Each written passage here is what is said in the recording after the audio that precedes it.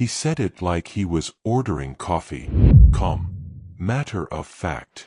Like he'd practiced it in front of a mirror until the words came out smooth as butter. $100,000, or no wedding. I sat across from Brennan Shaw in that restaurant booth, the kind with cracked leather that sticks to your legs in summer, and I felt something cold slide down my spine. Not panic. Not yet. Just this hollow recognition that the man my daughter loved had just put a price tag on her happiness. And the worst part? He banked where I worked. My name's Harlan Mercer. 46 years old. I've spent 2 decades working compliance at the community bank on 5th Street. I'm the guy who watches the numbers, flags the weird transactions, asks the uncomfortable questions when something doesn't add up.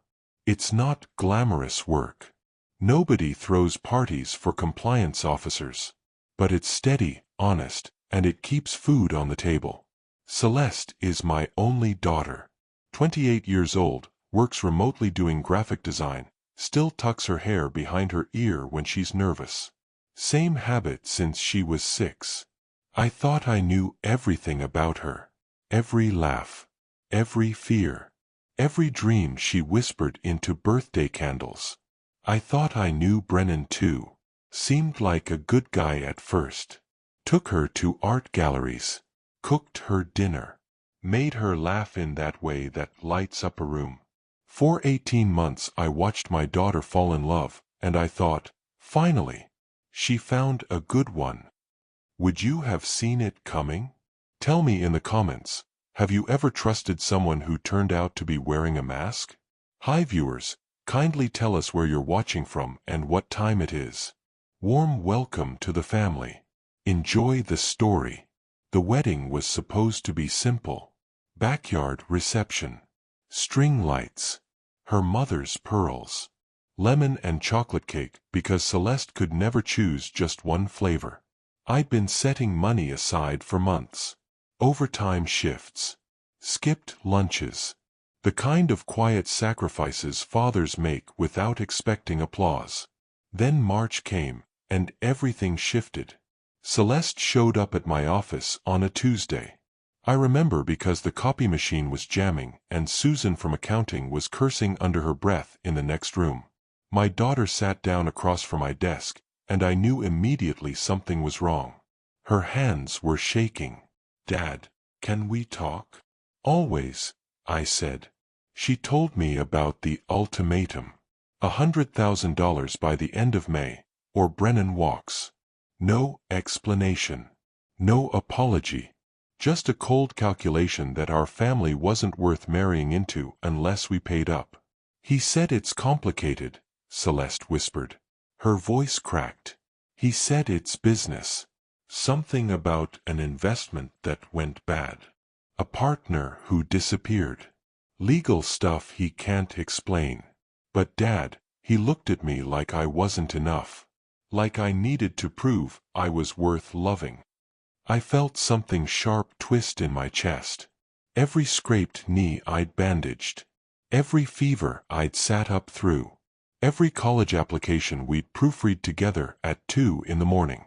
All of it flashed through my mind in the space of a heartbeat. And this man, this stranger who'd charmed his way into our lives, thought he could put a price on my daughter's value. I kept my voice steady. Did he threaten you? She shook her head. Not with words. But the way he said it, Dad. Or no wedding. Like it was a negotiation. Like I owed him something just for being loved. I told her I wanted to meet with him. She didn't like that idea. Too embarrassing. Too much like admitting she couldn't handle her own life. But I insisted, and eventually she agreed. One dinner. Just to talk. Brennan showed up wearing a jacket that probably cost more than my monthly mortgage. Smooth smile. Firm handshake. The kind of guy who knows how to work a room. We ordered wine. Made small talk. He complimented the restaurant, asked about my job, laughed at his own jokes. And then, like flipping a switch, he got down to business. He spun this story about bad investments and missing partners and legal tangles that required cash to smooth over. Documents that needed to stay quiet. Deadlines that couldn't be moved. He painted himself as a victim of circumstance, a good man trapped in a bad situation. "I'm not asking, Mr. Mercer," he said, looking me dead in the eye. "I'm telling you, if this doesn't get sorted before the wedding, I walk. I don't want to do that to Celeste. But I can't marry her like this. Either the money comes through, or I don't sign." There are moments in life when you see someone's true face. When the mask slips just enough to show what's underneath. This was one of those moments. I watched him. Studied him the way I study ledgers at work. And I noticed something. He contradicted himself twice. Small details. The kind most people miss. But I'm trained to catch inconsistencies. It's what I do. That night I went home and I did something that would change everything. I opened my laptop and pulled up Brennan's financial records. What I found made my heart pound so hard I thought it might crack a rib.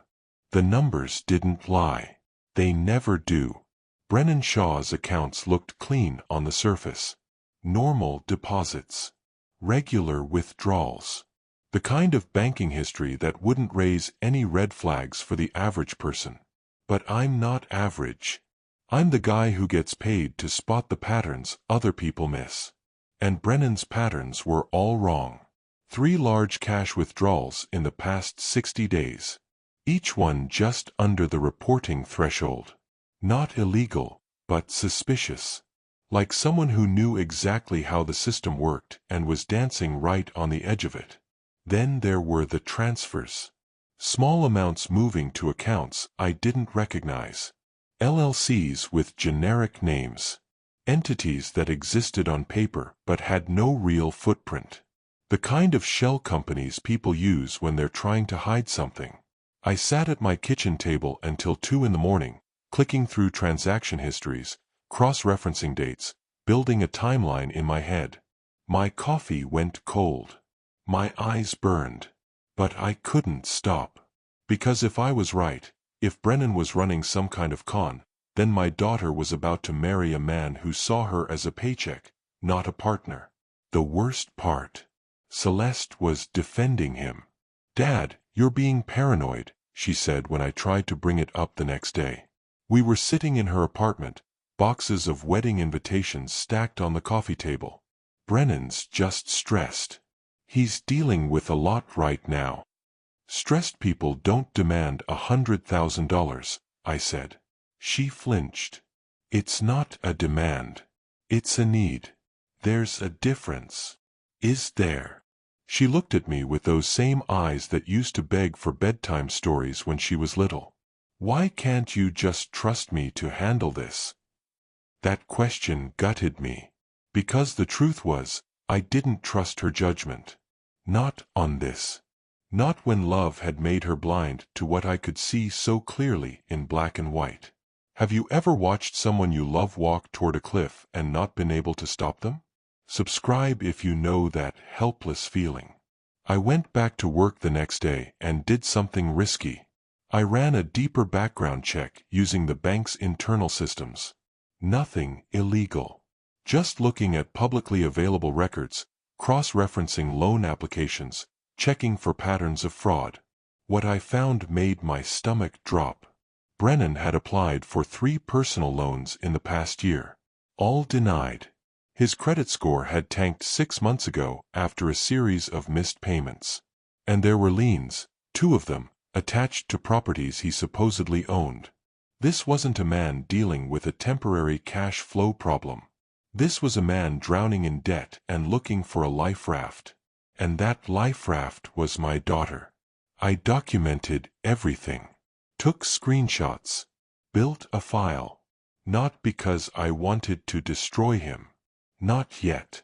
But because if things went south, I needed evidence. I needed proof that my instincts were right. The system alert came 3 days later. I was at my desk, reviewing a mortgage application, when my computer dinged. A compliance notification. Brennan's account had just moved $15,000 to an unverified entity called Apex Holdings, LLC. My hands froze on the keyboard. Apex Holdings didn't exist. Not really. I ran a search. No business license. No tax filings. No physical address. Just a name on a bank transfer and a routing number that led to an account registered in Delaware. Classic money laundering setup. I sat back in my chair and felt something cold settle in my chest. This wasn't stress. This wasn't a bad investment. This was fraud. And if I didn't do something, Celeste was going to get pulled under with him. I called her that night. Kept my voice calm. Told her I needed to talk to Brennan again. Just the two of us. Man to man. She hesitated. Dad, please don't make this worse. I'm trying to make it better, I said. She didn't believe me. But she gave me his number anyway. Brennan agreed to meet me at a diner on the edge of town. Neutral ground. Public place. The kind of spot where nothing bad could happen because too many witnesses were eating pancakes. He showed up 15 minutes late. Smiled like we were old friends. Ordered coffee and eggs like he didn't have a care in the world. Mr. Mercer, he said, shaking my hand. Good to see you. I didn't waste time. I want to talk about the money. His smile tightened. I already explained the situation. You explained a story, I said. I'm asking for the truth. He leaned back in the booth, eyes narrowing. What are you implying? I'm implying that a man who needs $100,000 for a legitimate reason usually has paperwork to back it up. Bank statements. Legal documents. Something more than just a sob story about a missing partner. Brennan's jaw clenched. You don't know what you're talking about.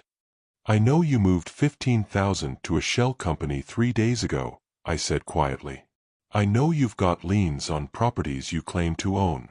I know your credit's in the toilet and you've been denied for every loan you've applied for. The color drained from his face. So here's what I think, I continued. I think you're in over your head. I think you saw my daughter as an easy mark. And I think you're trying to bleed our family dry before anyone figures out what you really are. He stood up so fast his coffee sloshed onto the table. You have no idea what you're talking about. Then prove me wrong, I said. Show me the documents. Show me the legitimate reason you need that money. Or walk away from my daughter before you ruin her life. Brennan leaned down, close enough that I could smell his cologne. You're making a mistake, he hissed. A big one. Then he walked out. I sat in that diner for another 20 minutes, hands shaking, heart pounding. Because I just crossed a line. I just told a con man that I was onto him. And now I had to figure out what came next. The next morning, I filed an internal report with the bank's compliance division. Cited suspicious activity, unusual patterns, possible coercion tied to a personal relationship. I didn't mention Celeste by name. Didn't need to. The numbers told the story. By noon, Brennan's accounts were flagged for review. By 5 o'clock, his transactions were frozen pending investigation. And by the time I got home that night, my phone was ringing off the hook. Celeste. Crying. Furious. Broken. What did you do? She screamed. Dad, what the hell did you do? The worst part about doing the right thing is that sometimes it feels exactly like doing the wrong thing. Celeste wouldn't talk to me for 3 days. Her calls went straight to voicemail. Her texts came in short, angry bursts. You had no right. You ruined everything. I hate you. That last one cut the deepest. I'd frozen a criminal's bank account. I'd protected my daughter from a con artist. I'd done what any father would do. But to Celeste, I was the villain. I was the one who'd destroyed her future. I was the reason her wedding was falling apart. Brennan made sure everyone knew it too. He started calling people. Celeste's friends. Her co-workers. Even her mother, who I hadn't spoken to in 6 years. He painted himself as the victim. The innocent man being persecuted by an overprotective father who couldn't let his daughter grow up. And people believed him. I started getting looks at the grocery store. Whispers at church. Old friends crossing the street to avoid making eye contact. Half the town thought I was a hero. The other half thought I was a controlling tyrant who'd abused his position at the bank to settle a personal grudge. The truth didn't matter. Only the story mattered. And Brennan was better at telling stories than I was. The bank's compliance division worked fast. Within a week, they'd identified 3 separate shell companies tied to Brennan's accounts. Money moving in circles. Deposits that matched withdrawals that matched transfers that all led back to nothing. Classic fraud pattern. But the real bombshell came from the forensics team. They found invoices. Wedding vendor invoices. Except the vendors didn't exist. Addresses that led to empty lots. Phone numbers that rang to disconnected lines. And all of them, every single one, had been paid from accounts that listed Celeste as a joint holder. Brennan had been using her name. Her identity. Her credit. He'd been building a paper trail that made it look like she was the one asking for money. Like she was the one running up debt. If this wedding had gone through, Celeste would have walked down the aisle and straight into financial ruin. And she wouldn't have even known it until the collection agencies started calling. I printed out the forensics report. Drove to Celeste's apartment. Knocked on the door until she answered. She looked exhausted. Eyes red. Hair unbrushed. The kind of tired that comes from crying yourself to sleep for days. I don't want to talk to you, she said. You need to see this, I said, holding out the folder. She hesitated, then took it. Flipped through the pages. I watched her face change as she read. Confusion. Disbelief. Horror. He used my name, she whispered. He put my name on fake invoices. He made it look like I was spending money that doesn't exist. He was setting you up, I said quietly. If this had gone through, you'd be on the hook for fraud. Not him. You. She sat down hard on her couch. The folder slipped from her hands. I thought he loved me. I know. I thought we were building a life together. I know. She looked up at me with tears streaming down her face. How could I have been so stupid? You weren't stupid, I said. You were in love. And he took advantage of that. She cried then. The kind of crying that comes from deep in the chest. The kind that breaks something loose that's been holding too tight for too long. I sat next to her and put my arm around her shoulders and let her fall apart. Because sometimes the only thing a father can do is be there when everything else crumbles. Like this video, if you've ever had to watch someone you love realize they've been betrayed. The bank's legal team recommended escalating to law enforcement. The evidence was solid. The patterns were clear. And with Celeste's cooperation, they could build a case that would stick. But Celeste wasn't sure she wanted to press charges. What if I'm wrong, she said. What if there's an explanation? What if I'm the one ruining his life? That's what abusers do. They make you doubt reality. They make you think you're the problem. They twist your mind until you can't tell the difference between protection and persecution. I didn't push. I gave her the folder. Told her to read it again. Think about it. Take her time. She called me 2 days later. I want to file charges, she said. Her voice was steady, strong. I want him to face what he did. We met with the sheriff that afternoon. Gave statements. Turned over the forensics report. watched as the deputy took notes and nodded and promised to follow up. Brennan found out about the investigation the next day. He called Celeste 23 times in 4 hours. Left voicemails that ranged from pleading to threatening. "You're making a mistake. You're going to regret this. Your father poisoned you against me. I'll sue you both for everything you have." Celeste blocked his number, changed her locks, moved in with a friend for safety, and I slept with my phone next to my bed, waiting for the call that told me Brennan had done something desperate. The call came, but not the one I expected. It was from the bank's fraud division. They'd found something else. Something bigger. Brennan had tried to open a trust fund in Celeste's name, forged her signature, listed himself as the beneficiary. The only reason it got flagged was because the notary stamp didn't match any registered notary in the state. He'd been planning this for months. Long before the wedding. Long before the ultimatum. He'd been building a trap, piece by piece, and Celeste was supposed to walk right into it. If we hadn't frozen his accounts, the fraud investigator said, he would have drained everything. Her savings. Her retirement. Everything she'd ever worked for. Gone. I felt sick. Because I'd thought I was protecting my daughter from a bad marriage. But the truth was so much worse. I'd been protecting her from identity theft. From fraud. From a predator who'd seen her not as a person, but as a resource to be exploited. And if I hadn't worked at that bank, if I hadn't had access to those systems, if I hadn't been able to see the patterns in the numbers, Celeste would have lost everything. The preliminary hearing was scheduled for August. Brennan showed up in a suit, looking like a man who'd been wronged. His lawyer argued that this was all a misunderstanding. A father overreacting. A bank overstepping its authority. But the judge looked at the evidence. The forged documents. The shell companies.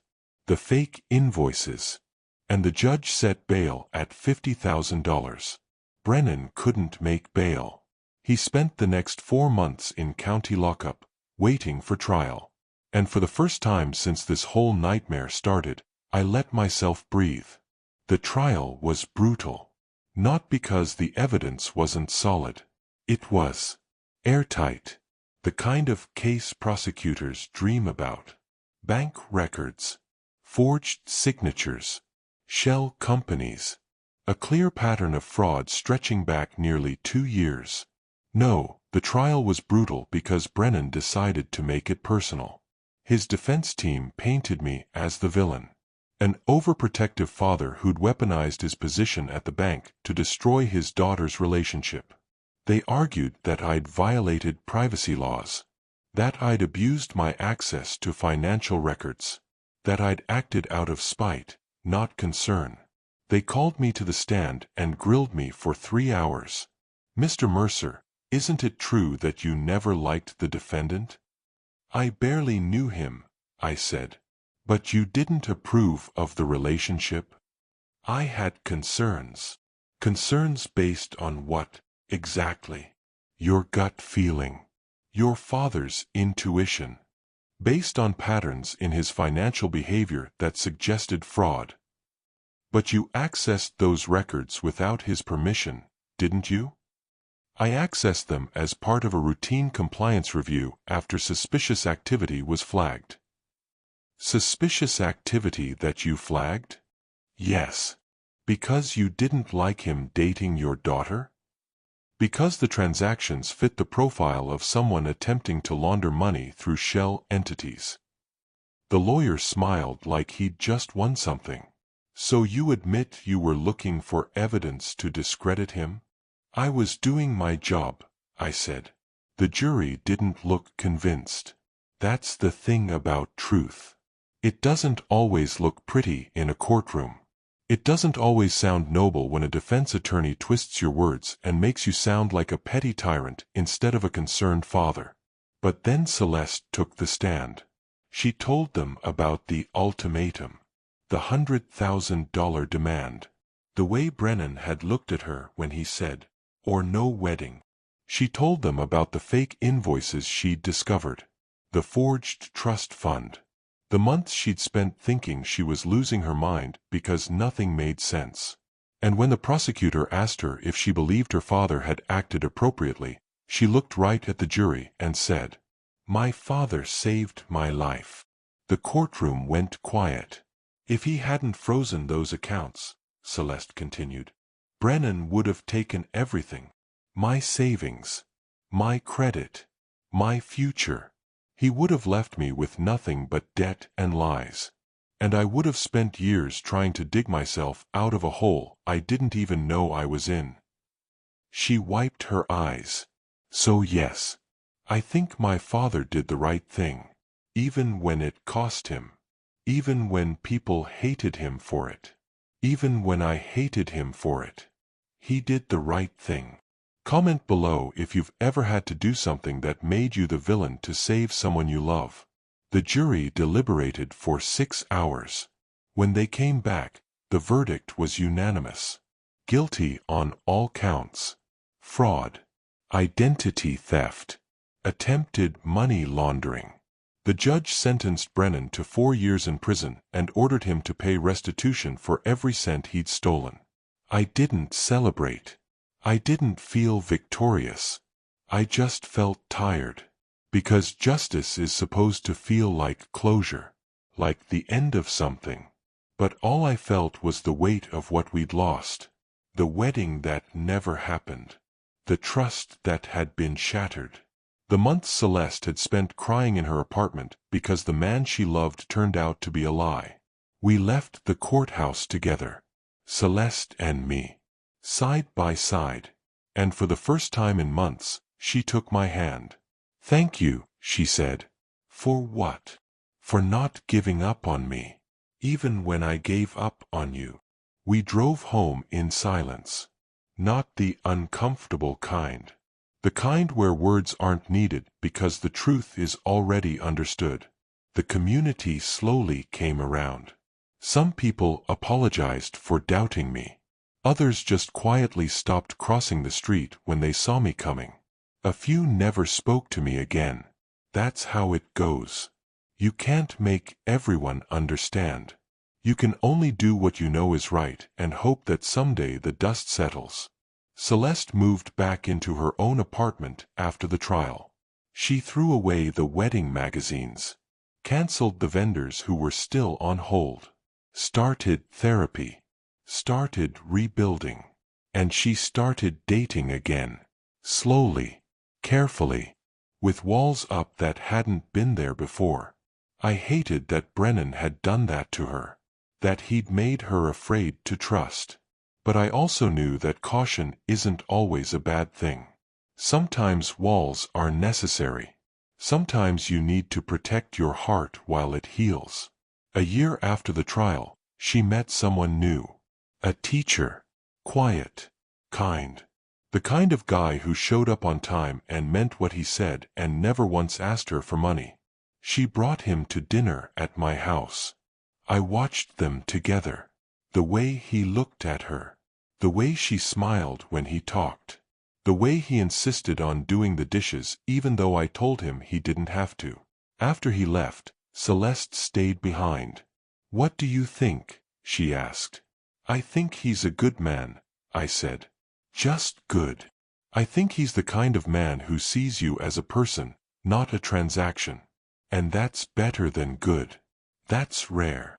She hugged me then. Tight.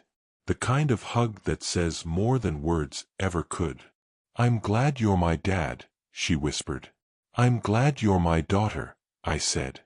And for the first time since this whole nightmare started, I believed we were going to be okay. 2 years after Brennan went to prison, Celeste got married. Not to the teacher. That relationship fizzled out after a few months. Turned out he was great on paper but boring in practice. Celeste said she needed someone with a little more spark. A little more life. She found that spark in a guy named Marcus. A freelance photographer who shot weddings and portraits and the occasional magazine spread. He had a laugh that filled rooms, a calm that steadied her when the world felt too loud, and a habit of leaving little notes around her apartment. "You're amazing. Don't forget to eat lunch. I'm proud of you." The kind of man who didn't need to be told what love looked like. He just knew. They got married on a bluff overlooking the ocean.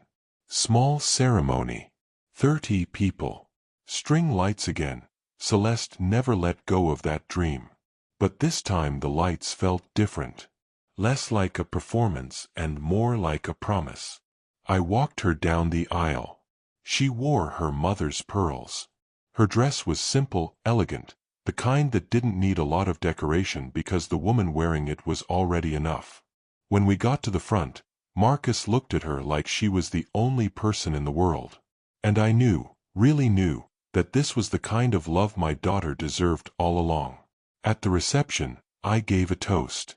Kept it short. Not my style to ramble. "Marriage is a partnership," I said, raising my glass. "It's built on trust, on honesty, on the understanding that love isn't something you demand or negotiate. It's something you give freely, without expecting receipts." People laughed softly. Celeste squeezed my hand. "So here's to Marcus and Celeste," I continued. "May your marriage be filled with joy, patience, and the kind of love that doesn't come with price tags." Everyone drank. Everyone smiled. And for the first time in years, I felt like the weight I'd been carrying finally lifted. After the ceremony, Celeste pulled me aside. "I need to tell you something," she said. "Okay." Brennan wrote me a letter. From prison. My stomach tightened. What did it say? He apologized. She laughed, but it wasn't a happy sound. "Can you believe that? After everything, he apologized. Said he was a different person now. Said he'd found God or therapy or whatever people find when they're locked up and have nothing but time." "Do you believe him?" She shook her head.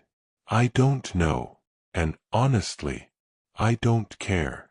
Whether he's sorry or not doesn't change what he did. It doesn't give me back the year I lost. It doesn't undo the damage." "What did you do with the letter?" "I burned it," she said simply. "I didn't need his apology. I didn't need closure from him. I already had everything I needed." She looked at Marcus, who was dancing with his mother across the lawn. "I have a man who loves me without conditions. I have a father who fought for me even when I hated him for it. And I have a life that's mine. Really mine. Not tangled up in someone else's lies." I hugged her. "I'm proud of you. I'm proud of us," she said. Share this video if you believe love should never come with conditions. The next morning, I woke up early. Drove down to the beach where the wedding had been. The chairs were gone. The lights taken down. Just sand and waves and the quiet that comes after something beautiful ends. I thought about Brennan. About the trial. About the months I'd spent wondering if I'd done the right thing. People still asked me sometimes, "Do you regret it?" Freezing his accounts. Getting involved. And my answer was always the same. No. Because protecting someone you love isn't about making them happy in the moment. It's about making sure they have a future worth living. I used the tools I had. The knowledge. The access. The systems in place to catch people like Brennan before they destroy lives. And yes, I crossed lines. I made enemies. I paid a price in reputation and sleep and the cold stares of people who thought they knew the whole story. But I'd do it again. Every time. Because sometimes the right thing costs you everything. And you do it anyway. Because that's what love is. Not a transaction. Not a negotiation. Not a ledger of who owes what. Love is showing up. Fighting for someone even when they don't understand why. Being the shield when the world gets sharp. And if that makes me a villain in some people's stories, so be it. I know the truth. Celeste knows the truth. And in the end, that's enough. I stood on that beach for a long time, watching the waves, thinking about the years ahead, the grandkids that might come someday, the holidays, the quiet moments that make up a life. And I realized something. The freeze wasn't just on Brennan's account. It was on my heart too, frozen in fear, in anger, in the desperate need to protect my daughter from a world that felt too dangerous. But standing there, with the sun rising over the water and the sound of gulls crying overhead, I felt that freeze start to melt. Because Celeste was okay. Better than okay. She was happy, free, whole. And sometimes that's all a father can ask for. Retry.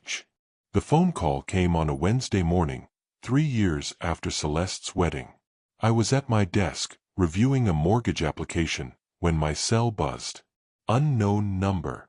I almost didn't answer, but something made me pick up. Mr. Mercer? A woman's voice. Professional. Clipped. Speaking. This is Detective Rachel Morris with the Financial Crimes Unit. We need to talk about Brennan Shaw. My blood went cold. He's still in prison. Not anymore, she said. He was released 6 months ago. Early parole for good behavior. I sat back in my chair. 6 months. Brennan had been walking free for half a year and nobody had told us. Why are you calling me now? I asked. Because we think he's doing it again. The detective explained that they'd been tracking unusual activity tied to accounts similar to the ones Brennan used before. Shell companies. Fake invoices. Money moving in circles. And one of the names that kept appearing? A woman named Jennifer Blake. 26 years old. Recently engaged. We think Shaw's running the same con, Detective Morris said. And we need your help to stop him before another family gets destroyed. My first instinct was to call Celeste. Warn her. Make sure she knew Brennan was out. But the detective stopped me. We need you to keep this quiet, she said. If Shaw knows we're onto him, he'll disappear. We need to build a case first. Solid evidence. The kind that sticks. What do you want from me? We want you to consult. You know Shaw's patterns better than anyone. You're the one who caught him the first time. Help us catch him again. I thought about Jennifer Blake. A woman I'd never met. Someone's daughter. Someone's future. And I thought about Brennan, out there right now, spinning the same lies he'd spun to Celeste. Making another woman feel like she wasn't enough. Demanding money to prove love. I'll do it, I said. Have you ever gotten a second chance to stop something evil? Comment below if you'd take that chance no matter the cost. The Financial Crimes Unit set me up with access to their case files. I spent nights after work reviewing transaction histories, building timelines, looking for the patterns I'd learned to recognize. And there they were. Clear as day. Brennan was using the same playbook. Same shell companies with different names. Same fake vendors. Same pressure tactics. But this time he'd gotten smarter. He'd layered the transactions more carefully. Used cryptocurrency to obscure some of the transfers. Set up accounts in multiple states to make tracking harder. He'd learned from his mistakes. Adapted. Evolved. The question was, could we catch him before he disappeared with Jennifer Blake's money? Detective Morris and I met twice a week. We'd sit in a coffee shop near the precinct and go over evidence. She'd ask questions. I'd explain what I was seeing in the numbers. Together we started building a picture of Brennan's new operation. He's engaged to Jennifer, Morris said during one meeting. Weddings planned for October. 6 months away. That's his timeline, I said. He'll extract as much as he can before the wedding. Then he'll either bail or find a reason to call it off once he's gotten what he needs. How do we prove it? We need access to his accounts. Real-time monitoring. The second he tries to move large amounts of cash, we freeze everything and move in. Morris nodded. I'll get the warrants. But warrants take time. Paperwork. Judges. And while we waited, Brennan kept working his con. I started having nightmares again. Dreams where Celeste was calling me, crying, telling me Brennan was back. Dreams where I couldn't reach her in time. Where I failed to protect her all over again. One night I woke up in a cold sweat and called her. It was 2 in the morning. Dad. Her voice was groggy. What's wrong? I just needed to hear your voice, I said. Are you okay? I'm fine. Go back to sleep. But I wasn't fine. Because stopping Brennan once hadn't been enough. He was still out there. Still hurting people. Still turning love into transactions and women into marks. And this time I wasn't just fighting for my daughter. I was fighting for a stranger. For Jennifer Blake and every other woman Brennan would target if we didn't stop him now. The breakthrough came in July. Detective Morris called me at work. We got him. Attempted wire transfer of $90,000 to an offshore account.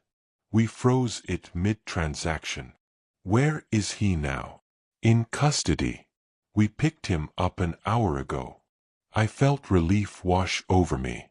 But it was short-lived. There's something else, Morris said. When we searched his apartment, we found a list. Names and addresses. 12 women. We think they're his next targets. 12 women. 12 families.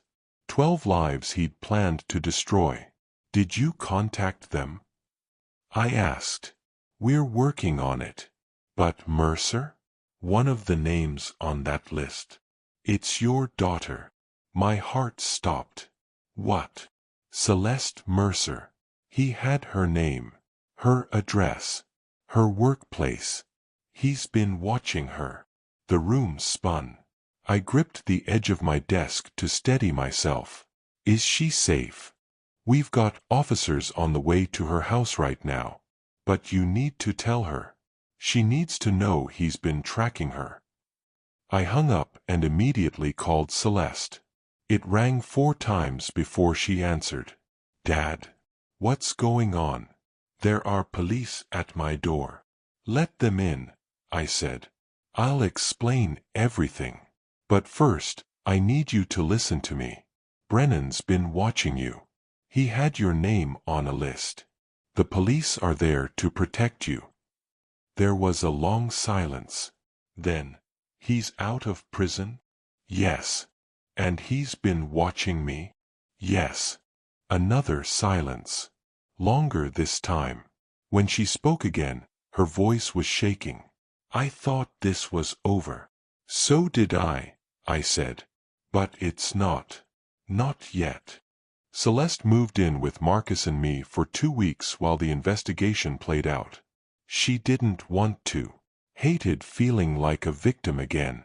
Hated that Brennan still had power over her life even from behind bars. But she was scared.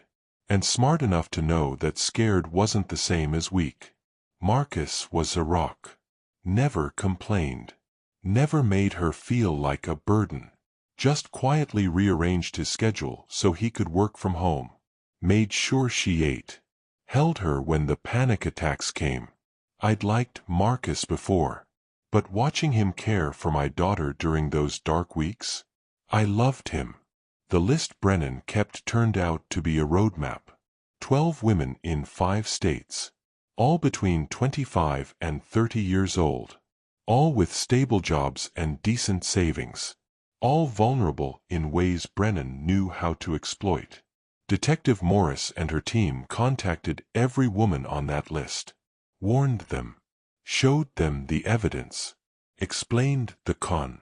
3 of them had already been approached by Brennan.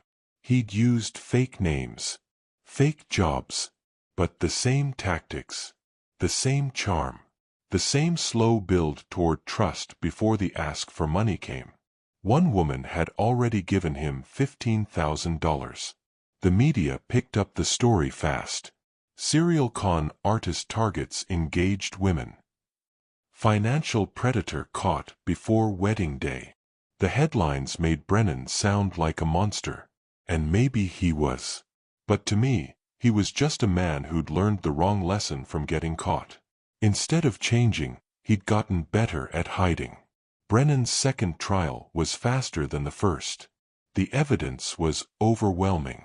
Wire transfers, encrypted messages, the list with 12 names. His lawyer tried to argue entrapment, but the judge wasn't buying it. "You had a choice," the judge said during sentencing. "You served time. You were given a second chance. And you used that chance to hurt more people." Brennan was sentenced to 12 years. No parole. No early release for good behavior. Just time and consequence and the slow grinding weight of accountability. Celeste attended the sentencing. She didn't sit in the front row. Didn't make a scene. Just sat in the back and watched as the man who'd tried to destroy her life got led away in handcuffs. Afterward, in the parking lot, she turned to me and said, "I don't feel better." "What do you feel?" "Empty. Like I thought this would fix something. But it doesn't. He's still the same. I'm still the same. Nothing's actually changed." "You're wrong," I said. "You stopped him. 12 women don't have to go through what you went through. That's not nothing." She nodded slowly. "I guess. And you're not the same," I continued. "You're stronger. You survived him twice. That's not nothing either." She hugged me then. Right there in the parking lot with the courthouse looming behind us. "I'm tired of being strong." "I know," I said. "Me too." If you've ever felt exhausted by your own strength, hit the like button. You're not alone. Jennifer Blake reached out to Celeste a month after the trial. They met for coffee. Two women who'd never met but shared the same nightmare. Celeste told me about it later. How Jennifer had cried. How they'd compared stories and realized Brennan had used almost the exact same words on both of them. The same promises.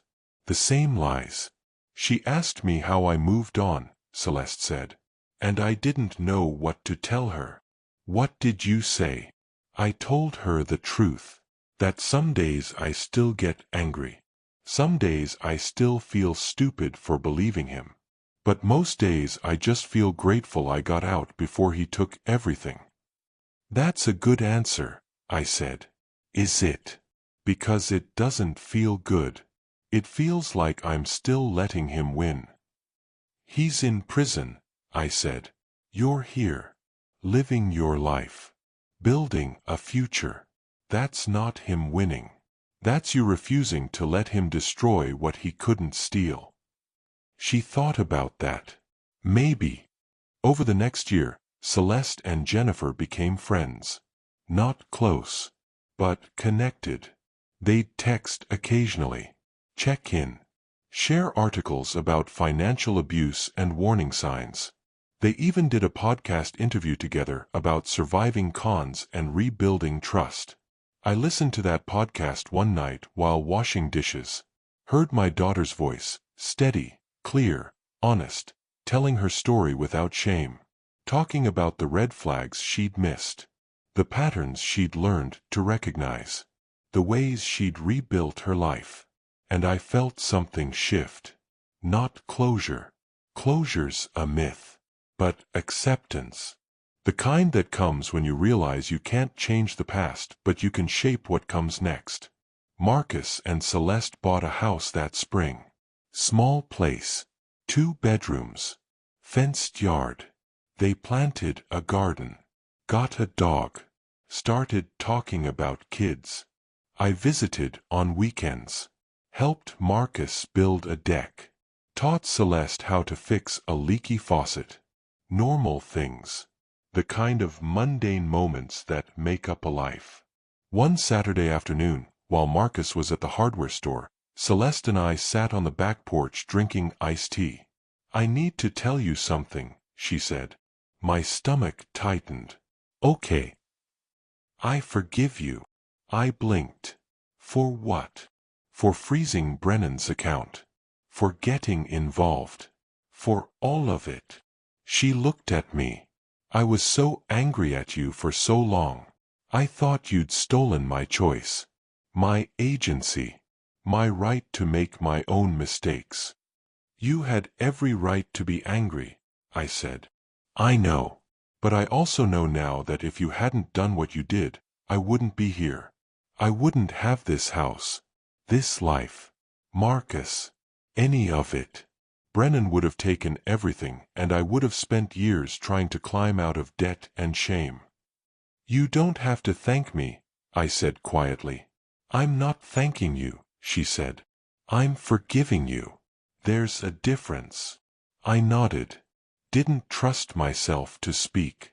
"You did something that hurt me to protect me," she continued. "And I hated you for it. But now I understand. Love isn't always soft. Sometimes it's sharp. Sometimes it cuts to save." We sat in silence for a while, watching the dog chase butterflies, listening to the wind move through the trees. "I'm proud of you," I finally said. "I'm proud of us," she replied. And in that moment, I knew we were going to be okay. Really okay.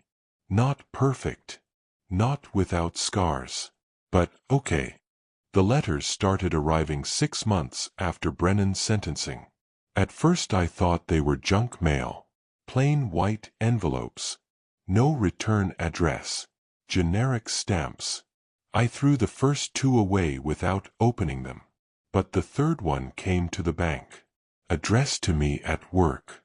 And something about that felt different. More deliberate. I opened it. Inside was a single sheet of paper. Handwritten.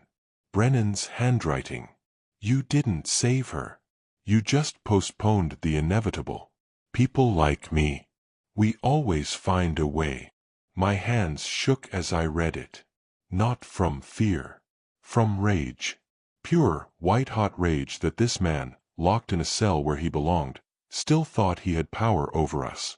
I reported it to Detective Morris. She contacted the prison. They searched Brennan's cell and found copies of letters he'd written to all 12 women on his list. Threats disguised as observations.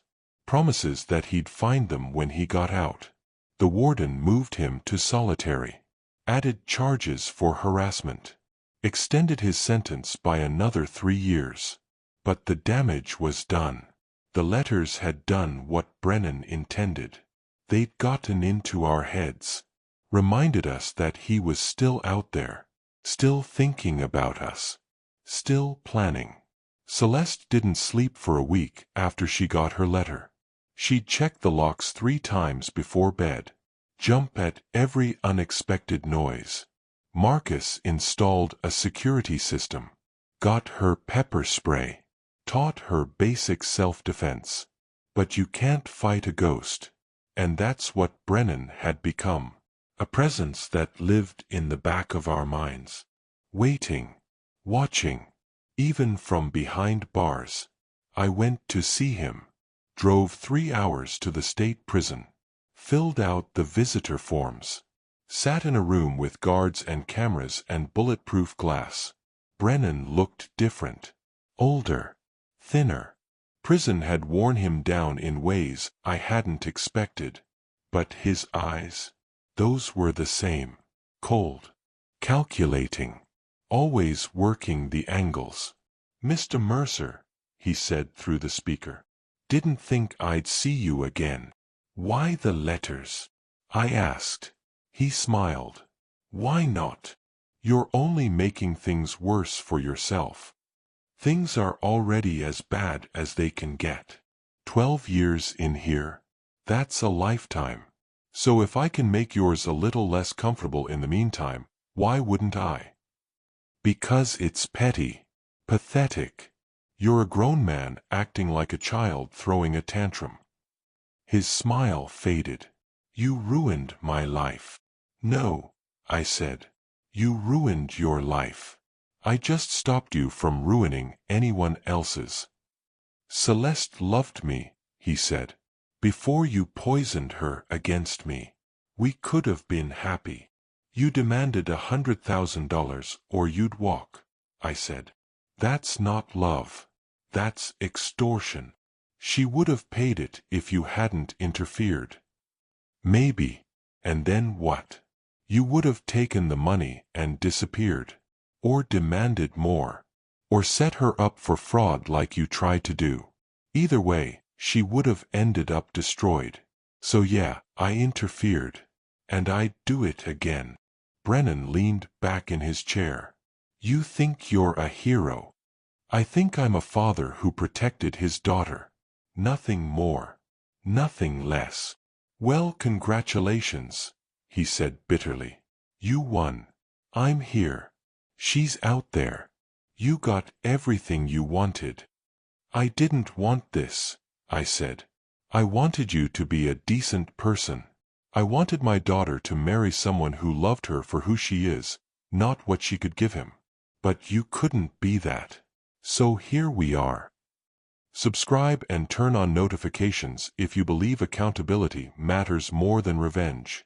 He stared at me for a long time. Then, the letters won't stop. Yes, they will, I said. Because you're in solitary now. No male privileges. No contact with the outside world. You played your last card and it didn't work. There are always more cards, he said. Not for you. Not anymore. I stood to leave. He called after me. She'll never forget me, you know. I'll always be there. In her head. In her dreams. Every time she trusts someone, she'll wonder if they're like me. I don't need letters for that. I already won. I turned back. Looked him in the eye. You're right about one thing. She'll never forget you. But not because you won.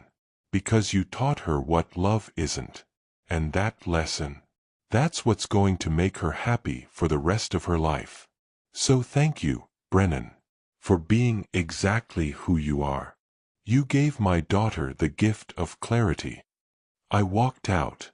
Didn't look back. Didn't need to. Because he was wrong. He hadn't won. He'd just convinced himself he had because that was the only power he had left. Celeste and I talked that night. I told her about the visit. About what Brennan said. About the cards he thought he still held. He's right though, she said quietly. I do think about him. Not every day. But more than I want to. That's normal, I said.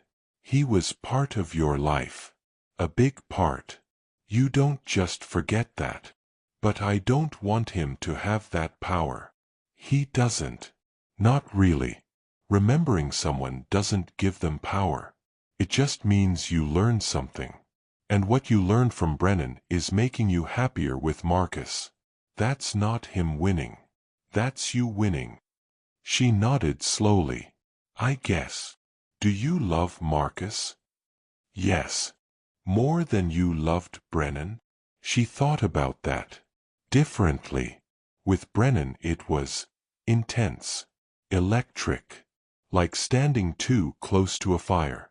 With Marcus it's steady. Warm. Safe. Which one sounds like it'll last? She smiled. The second one. Exactly. We sat together in comfortable silence. And I realized something. Brennan's letters weren't about power. They were about desperation. A last grasp at relevance from a man who'd lost everything. And the best response to desperation isn't anger. It's indifference. So we stopped talking about him. Stopped giving him space in our conversations. Stopped letting him rent space in our heads. And slowly, over months and then years, Brennan became what he should have been all along, a cautionary tale. A lesson learned. A chapter closed. Nothing more. Nothing less. 5 years after Brennan went back to prison, Celeste gave birth to twin girls. I was in the waiting room when Marcus came out, grinning like he'd just won the lottery. 2, he said. We had 2. Are they okay? I asked. Is Celeste okay? Everyone's perfect. Come meet your granddaughters. I followed him back to the room. Celeste looked exhausted. Beautiful. Radiant in the way new mothers do when they're running on adrenaline and joy and no sleep. She was holding both babies. One in each arm. Tiny. Pink. Perfect. Dad, she said. Meet Emma and Grace. I looked down at those 2 little faces and felt something crack open in my chest. Not pain. Not exactly. More like the breaking of something that had been holding too tight for too long. They're beautiful, I managed to say. Want to hold one? She handed me Emma. Or maybe Grace. I couldn't tell them apart yet. All I knew was that I was holding a brand new life. A clean slate. A future that hadn't been touched by cons or courtrooms or frozen bank accounts. And I made a promise right then. To protect these girls the way I'd protected their mother.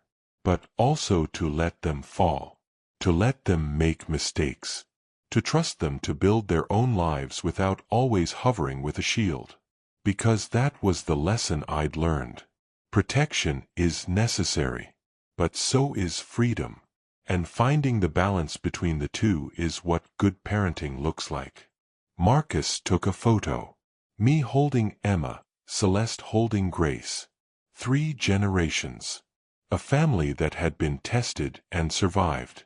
I want to tell them about Brennan someday, Celeste said later, after Marcus had gone to get coffee. When they're older. Not the details. Just the lesson. What lesson is that? I asked. That people will try to make you feel like you're not enough. Like you need to prove your worth. Like love is something you earn by giving up pieces of yourself. She looked down at Grace sleeping in her arms. I want them to know their worth isn't negotiable. That love doesn't come with invoices. That they never have to pay someone to stay. That's a good lesson, I said. I learned it from you. You learned it from surviving, I said. I just gave you the tools. She smiled. Same thing. The girls grew fast. First steps. First words. First days of school. I watched them become people. Unique. Strong. Stubborn in the way Celeste was stubborn. Emma was the cautious one. Thoughtful. Always watching before jumping. Grace was the wild one. Fearless. Ready to leap before looking. Both of them had Celeste's eyes. And sometimes, when they laughed, I heard echoes of my daughter's childhood. The version of her that existed before Brennan. Before trials and frozen accounts and letters from prison. That version of Celeste never really went away. She just got buried under layers of caution and fear. But the girls brought her back. Reminded her what joy looked like without suspicion. What trust felt like without second-guessing. Marcus turned out to be an incredible father. Patient. Present. The kind of dad who got down on the floor to play instead of watching from the couch. Who learned to braid hair and paint nails and throw tea parties with stuffed animals. Watching him with the girls made me realize what Celeste had found. Not just a partner, but a man who understood that love is action. That showing up matters more than grand gestures. That consistency beats intensity every time. Share this video if you believe real love is built on consistency, not chaos. On the girl's 5th birthday, we threw a party in Celeste and Marcus's backyard. Same house. Same garden. but now with a swing set and a sandbox and toys scattered across the lawn. I watched the girls run around with their friends. Watched Celeste and Marcus work together to light candles and cut cake. Watched a family that had been built on the wreckage of something broken become something whole. Detective Morris showed up. We'd stayed in touch over the years. She'd become something like a friend. Someone who understood the weight of what we'd been through. "How's retirement treating you?" she asked. I'd left the bank 2 years earlier. Couldn't do compliance work anymore. Too many memories tied to those spreadsheets and frozen accounts. "Quiet," I said. "Boring." "Perfect." She laughed. "You earned it." "Did I?" "You saved lives, Mercer. Not just Celeste's. All those women on Brennan's list. That's not nothing." "Sometimes it feels like nothing," I admitted. "Like I just delayed the inevitable. There are always more con artists. More predators. More people willing to trade love for money." "True," she said. "But there are also more people like you. People willing to stand up. To intervene. To use whatever power they have to protect others. That matters." "I hope so." "It does. Trust me." We stood together watching the party. Kids running. Parents laughing. Music playing. Life happening in all its messy, beautiful normalcy. "Brennan's up for parole next year," Morris said quietly. My stomach clenched. Will he get it? Doubtful. He's violated conditions twice. Still trying to contact victims through third parties. The board won't be sympathetic. Good. "But even if he does get out," Morris continued, "he's not your problem anymore. You did your part. Now you get to live your life." She was right. Brennan wasn't my problem. He was his own problem. And whatever came next for him, parole or more prison or whatever, it wasn't mine to carry. I'd built my life on protection. On vigilance. On watching the numbers and catching the patterns before they destroyed people. But now it was time to build something else. Something softer. Something that looked like birthday parties and bedtime stories and quiet mornings with grandkids who didn't know about frozen accounts or courtroom battles. That was the life I wanted. The life I'd earned. And I wasn't going to let Brennan, or the memory of him, steal that too. The call from the prison came on a cold morning in November. 7 years after Brennan's second sentencing. "Mr. Mercer? This is Warden Phillips. I'm calling to inform you that Brennan Shaw passed away last night." I stood in my kitchen, phone pressed to my ear, trying to process the words. "How?" I asked. "Heart attack. Quick." The medical staff did everything they could. I thanked him, hung up, sat down at the kitchen table, and stared at nothing. Brennan was dead. The man who'd demanded $100,000. Who'd forged documents. Who'd sent threatening letters. Who'd haunted my daughter's dreams for years. Dead. I didn't know how to feel. Relief. Guilt. Nothing. I called Celeste. She answered on the second ring. "He's gone," I said. "Brennan died last night." Silence. Long enough that I thought the call had dropped. Then, "How do you feel?" "I don't know. How do you feel?" "Empty," she said. "Like I thought I'd feel something. But I don't. He's just gone. And it doesn't change anything." "Does it change nothing?" I asked. She thought about that. "Maybe it changes one thing. I don't have to wonder anymore. If he'll get out. If he'll come after me. If he'll hurt someone else. That part's over." Is that enough? It has to be. We didn't attend the funeral. Neither did any of the other women from his list.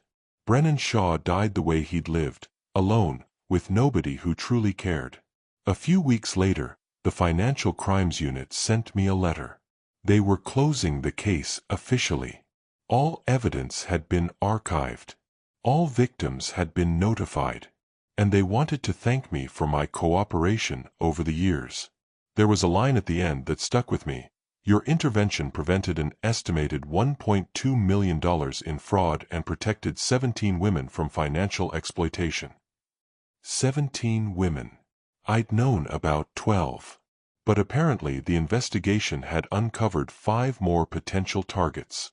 5 more lives that had been saved because someone flagged suspicious activity and followed the rules. I showed the letter to Celeste. 17, she said softly. That's a lot of lives. It's something, I said. It's everything, she corrected. 17 women who didn't have to go through what I went through.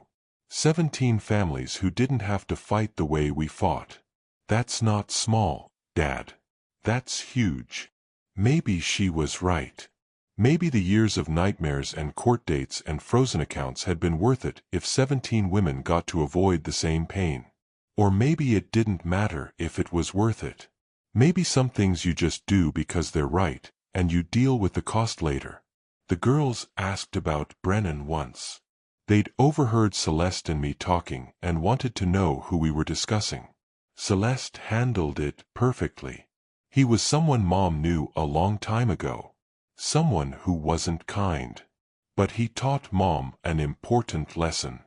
What lesson? Emma asked. That you should never let anyone make you feel like you're not enough.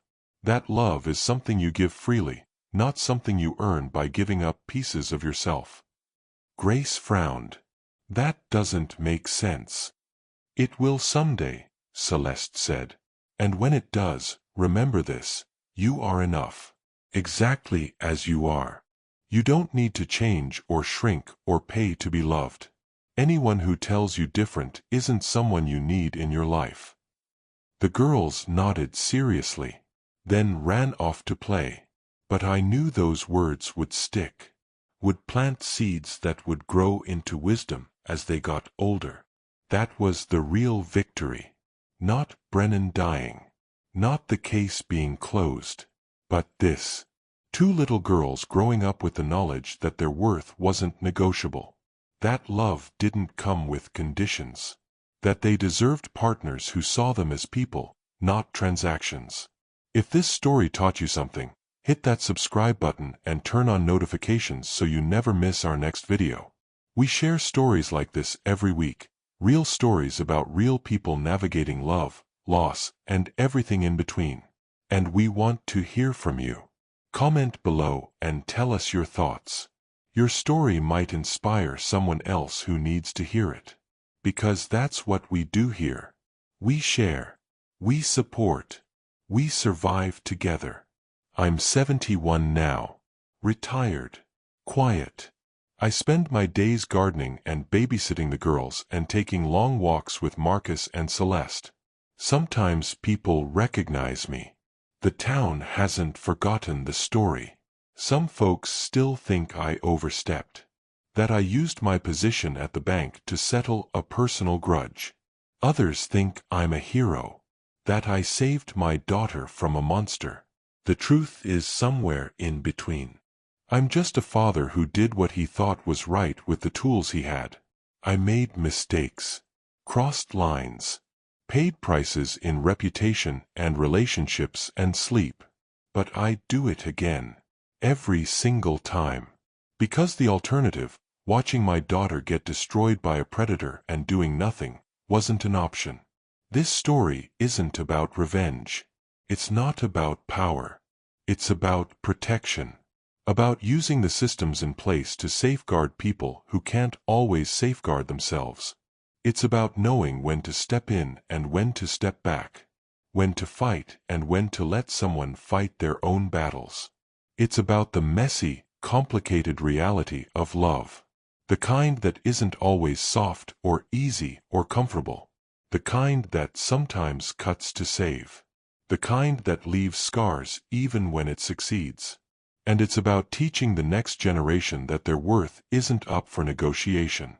that love should never come with invoices, that they have every right to demand respect, honesty, and partnership from anyone who claims to love them. That's the lesson I hope lives on, long after I'm gone, long after Brennan is forgotten, long after the courtrooms and compliance reports and frozen accounts fade into history. Love isn't a transaction. It's a gift. And anyone who tries to turn it into a business deal isn't someone you need in your life. So to Emma and Grace, and to everyone watching this, know your worth. Guard your heart. And never let anyone put a price tag on your happiness. Because you're worth more than any check could ever buy. And the person who truly loves you will never ask you to prove it. Subscribe, turn on those notifications, and join our family. Share your story in the comments. Inspire someone. Be inspired. Because we're all in this together, learning how to love and protect and survive. And sometimes, that's all any of us can do.